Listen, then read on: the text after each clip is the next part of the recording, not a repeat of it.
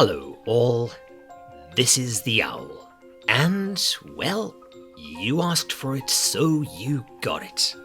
Today, we'll be looking at Binary Star's post-game content. Well, not all of it, but the last Mega Boss and maybe a quest or two. But before that, let's do a quick recap. Of the entire game? Well, yeah, Natch. Otherwise this video would be 10 minutes long. But you always do recaps. Okay, love, but how about I do it? I did a song last time, so let's recap in limerick form. You're ripping off Yahtzee? Yeah, but he never played this jank, did he? Too bad. Rico and Reg went below to find out where her mother did go. They beat up some creatures, climbed natural features, then it ended, and did sort of blow. Next, Deep in Abyss started out, with us walking familiar routes. It was sort of fun as our living owl pun. That got old really fast, there's no doubt. Layer 1 might look rather pretty, on your way straight out of the city.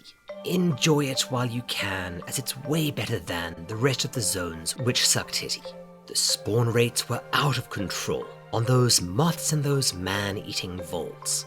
Just pick a few daisies, they'll warp in like crazy and poison you too, the assholes. The bosses, robotic damn units, but I really don't think that they tuned it. Forget challenging ethic, they're all bloody pathetic and so easy attempted to moon it. Layer 2, a bit more of a toughie. You'll miss Reg's arm stretching out like Luffy. The Seeker Camp found, but it's all kind of brown and honestly looks rather scruffy. We hunted a bunch of gorillas, who made no real effort to kill us. All they were testing was the armor we're dressed in and how many picks we had with us. At long last, we all let out a cheer, as the owl found a route that was clear to the easiest boss in all of this dross, and oh boy is it downhill from here. Layer 3 is a total damn bitch, 2/3 almost darker than pitch, and the graphics, oh yikes. Hey, Numbskull and Spike, was this damn thing ported from Switch? Madoka Jacks here run the show, and instant kills they will always bestow. Just endless frustrations that were trying my patience, as you can't climb too fast or too slow. Orzen's fight was a secret we found. She was easy the first time around, but though we tried to win it, she'd been eating her spinach and pounded us into the ground. The soundtrack I will gladly defend, as it's great right on up till the end. So epically scoring us playing like morons, dying over and over again. At long last, Layer 3 was unpacked, and we found a safe route past the jacks. There's just no excusing, this layer's confusing. I'm still dreaming in reds, greys and blacks. Layer 4 was a major upgrade. We were finally out of those caves, and we got to ride down a sweet water slide right into a watery grave. The fight with Horn Criers is scummy. Use recall for most of it, dummy, because those magical picks are as tough as wheat bix, and break if you look at them funny. Like a chump, I said, hey, let's go further. Maybe there's a new unit to murder. But the quest that I sought was way back in North. I guess that I'm just a slow learner. I sought Orzen's nightmare to repay, and for the rest of my Saturday, banged my head on that wall, and at last she did fall. Oh, a fake hat and whistle. Well, yay. The final layers both fine and unfinished, and my awe was quickly diminished by Bondrude's dumb quest to grind for the rest of his relics. Are we nearly finished?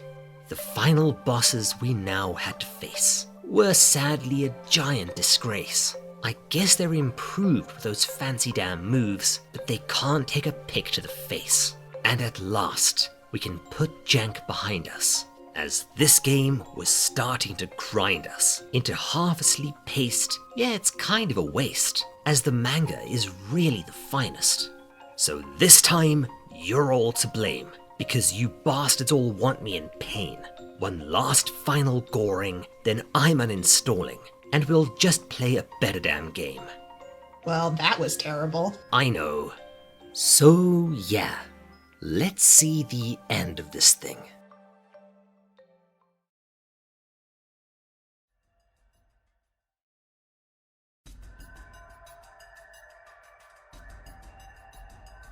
We actually start out in Orth this time, on a special save, as I guess this is kind of a filler arc between us beating the stupid out of Tiare and descending down into Layer 6 to get eaten by a turbidid dragon.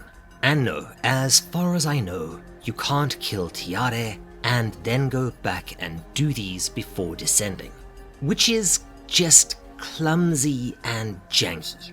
Jumsy, clanky, I don't know. Regardless, we can now buy that fancy white whistle gear, but oof, it's twice the price of the already dear black whistle stuff. So, okay then. I later discovered that it's actually not a terrible deal, because a white whistle pick is almost as durable as the umbrella. Before we get into shenanigans mode, we're going to go back down to Layer 5 and get some relics. Remembering Orzen, I'm going to want to go into the final boss fight with some more levels and the best gear I can buy. After we beat Tiare, we did get a nifty new whistle. Liza's whistle, in fact. And this increases our crit rate, so we also pick up the 2 relevant white whistle weapon skills, which are also crit based, and they've got some pretty nice synergy between them. Crits are wonderful in this game, as not only are they a lot of damage, but they're essentially free damage, as a critical hit incurs the same durability loss as a standard hit. After we sell what we have and strip down to our light gear, we strike back out for Layer 5 and spend a good while gathering relics. Where was this node density when I was doing Bondrude's bloody laundry? Yeah. I also take the time to finish off a few guild quests, which give pretty sexy XP, killing a variety of monsters down here, and making sure to do a certain number with my pick and a certain number with my firearm. It's actually nice and chill. The Type 4 rations kind of alleviate a lot of my food and health issues, and on top of this, the White Whistle status means that transition costs are no longer frigging stupid in Layer 5.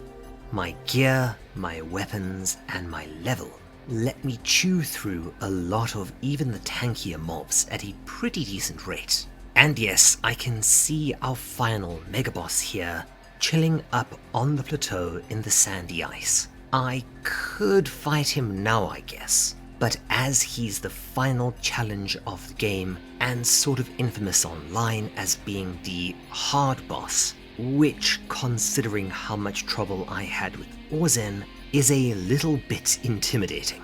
So I am going to try and get every edge I can against him. Spoiler, yeah, this was a good idea. After a few Layer 5 runs, I decide that it's time. I turn in the last of the quests and the relics, which gives me a good few levels, and then I grab, literally everything I want from the tree. No, I don't give a single tin crap about crafting. I know relic gear and all that, but I just cannot be arsed grinding up the components. Now, I've heard that there's a post-game quest with Ricor and Reg somewhere, and after a bit of searching and wandering around, I find it at the entrance to Layer 4. And this one, So, we start out with Reg, who's lost Ricor. And yes, before you pointed out, this is almost the exact same quest we did with Ricor earlier when we started out in Layer 4. Same biome, same exact areas. It wouldn't surprise me if even the locations are the same. So, did they just copy-paste most of this? I don't know. Regardless, I just use a ton of ropes to skip stuff as I am done. We get a lot of fan servicey cinematics throughout this quest. Like, a lot. And finally, after heading through the goblets and the vine bridge, we finally reach the quest marker. And we get ambushed by 4 horn criers at once. Well, don't you fret, Reg. I have got a helpful handheld howitzer that still gives me the happy pants. So I just AoE them down. And Reg says, nope, that was pointless. We need to go right back to the start again. Oh, you bastard. And, yup, this is where I do it. It wouldn't be a Fright Ranker playing binary star thing if I didn't cock something right up the jacksie in some way. So, what did I do this time? Well...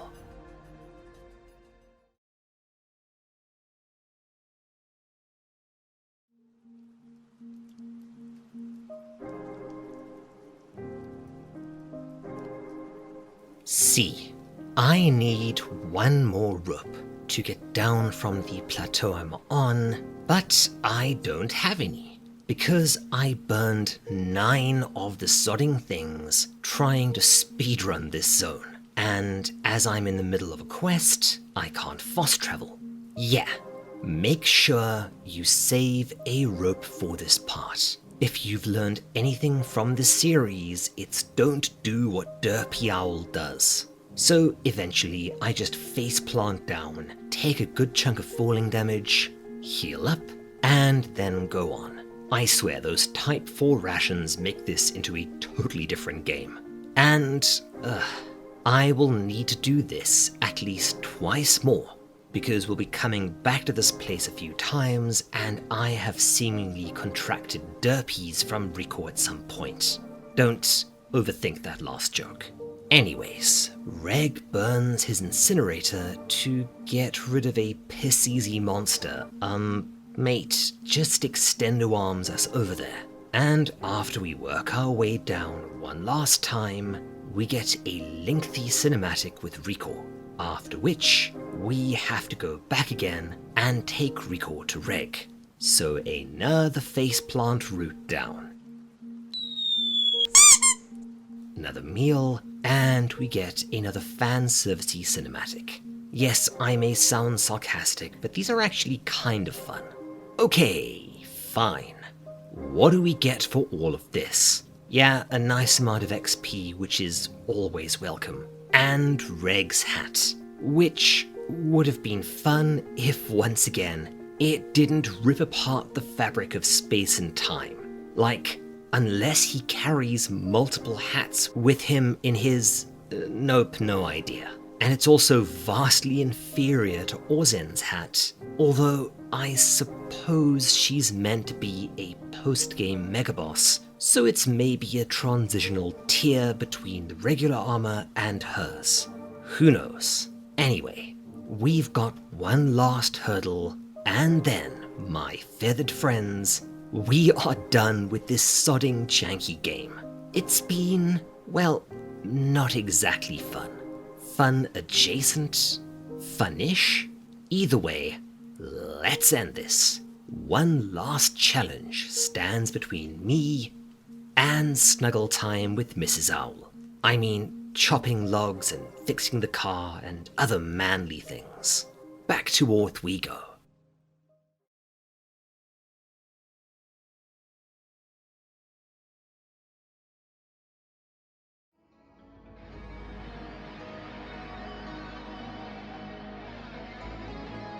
So, we do our usual round. Ammo and weapons, check. Supplies, check. Like, a lot of supplies. Spoiler, it'll be just enough. Back in our room, I decide to bring along Orzen's whistle just in case, and a few other goodies, and then we save one last time and begin our final dive. Our final dive. Ditchuanga is where we left him, up on the plateau in the sandy ice zone, and we get a massive exposition dump. Turns out that Tiare was essentially his slave. Dechuanga implanted him with a relic called Pwine, Pwine, no idea. Anyways, he tries to buy Tiare off us, by which I mean the white whistle that Tiare has become.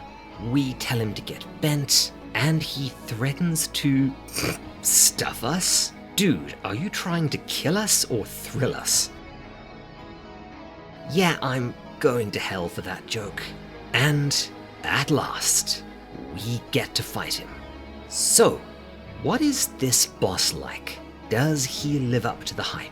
Well, all I can say is, holy crap, where was this energy in the other bosses? Dechuanga is absolutely fantastic. He's nicely challenging, but unlike Orzen, never feels unfair. Man, just imagine how good Bondrewd or Tiare could have been as bosses. Again, I salute your effort, but this really is another what could have been tale. Who knows, maybe the modders will do it better. And yeah, none of this is to say that Dechuanga is easy. This guy will push your poop right in if you're not careful. He's got quite the array of attacks, using, I'm guessing, his collection of relics. His first one, and take note because this one is actually the key to beating him, is his blade wheel attack. He'll send a ring of blades circling around him, and then pulse them in and out twice before firing them out at angles. You can roll under this, but the timing is rather wanky. However, if you predict it and get just out of range of it, you can sometimes reach him with your guns and unload some extra damage onto him. But the really important part of this is that it's the only real chance you'll have to heal. Once that attack ends, he'll start firing, by far, his nastiest attack. Big shiny balls from his, Victrola arm. That thing looks so silly. But watch out for these. When they touch the ground, they will produce an enormous explosion that will fling you into the air, sometimes just damaging you, but occasionally causing you to get the layer 5 curse, which is basically just an insta-kill. One thing to remember about this attack, and the thing that makes it a bit of a pain in the poo pipe, is that the explosion is slightly bigger than it looks, and it lingers for a second after it goes off. So, if you run straight back through, it'll still hit you. Watch out as he'll keep firing, and he can actually wedge you between this attack and his ring of blades if you get driven in too close, and that will kill you. You'll also sometimes see him turn around. Watch out. This is a cue for him launching a cannonball from his back. I have no idea what that thing's supposed to be, but this will be a shorter arc, and it'll catch you out if you react to it like a regular shot. He will just keep pounding away at you with this if you stay at long range, so you don't really want to be there. There's not many openings. He will just keep you under, oh, what would you call it, Cyril? Yeah, that. In mid-range, he'll fire off one of two blade attacks. One will sweep to his side, either left or right, so you'll want to run the other way. The last one is a dovetail formation that always hits me, but if you're not a derp, you can roll under it. Yes, I'm bad at video games. In close range, which is generally where you want to be, he'll swipe at you with either arm. You can roll out of range, as this does hurt, but he'll just keep doing it, and you'll burn yourself out of stamina while also maybe triggering his Ring of Blades. And against this Goober, running out of stamina is a death sentence. So, basically work your way in, and then wail on him until you're at maybe a third HP, or he suddenly ducks, as that's going to be the Ring of Blades again. Or he'll sometimes start glowing, which means he'll release his final attack, a nasty close-range shockwave that does a ton of damage. Do not get hit by this. The real problem with this guy is that his attacks come out fast, don't give you many openings, and are kind of hard to reliably avoid. So you will be taking damage here and there, and so you'll need room to heal. If you work your way in close again, then pull back.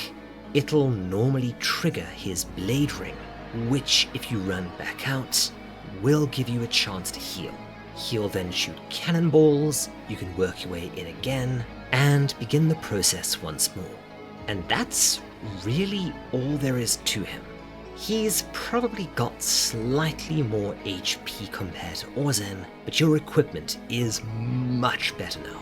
I was getting close pretty often, but after one attack, where I got him into his final QTE, which I then failed because I was at low HP, I decided to switch things up, drop the wedge for Orzen's whistle, meaning that I am now literally rocking 3 white whistles.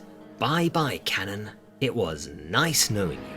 And sure enough, this gave me the breathing room I needed to get him on my next attempt. I would strongly recommend doing Orzen before this guy, although I guess what you get from him would really help with her fight too.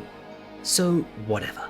Anyway, I took my time, just focused on baiting out his wheel more to give me a chance to heal, and 13 frigging rations later,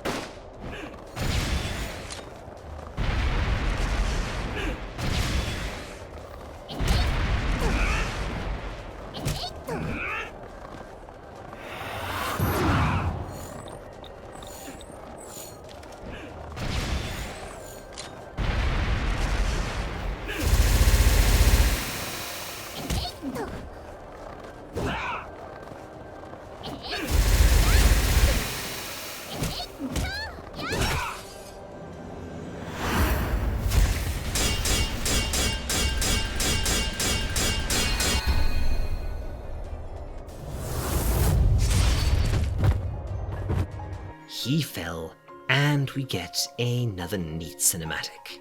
After that, well, I guess canonically we take our last dive.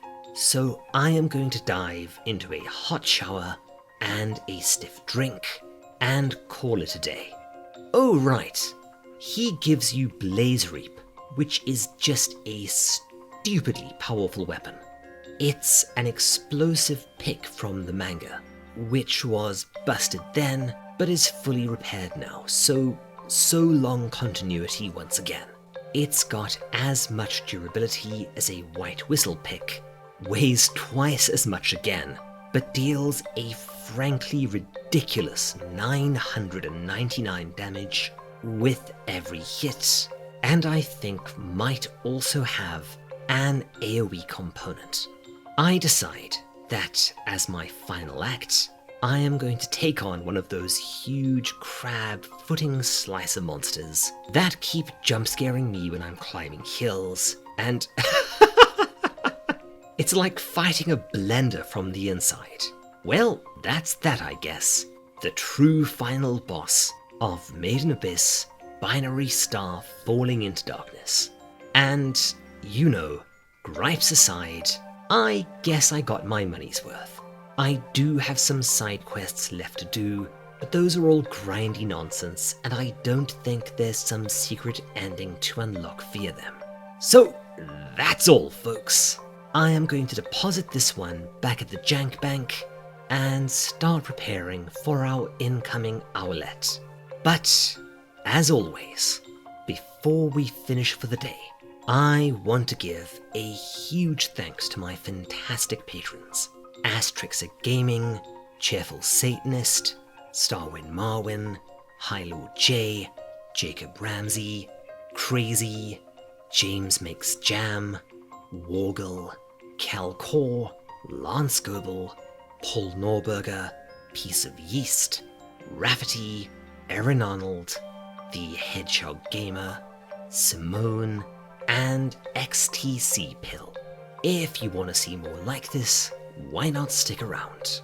Subscribe, bell, you know the drill.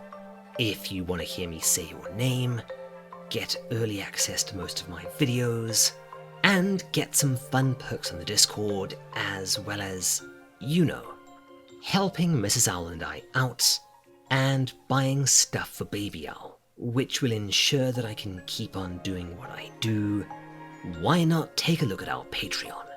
All links are in the description. Otherwise, take care, my friends, and cheers. This is the Owl, signing off.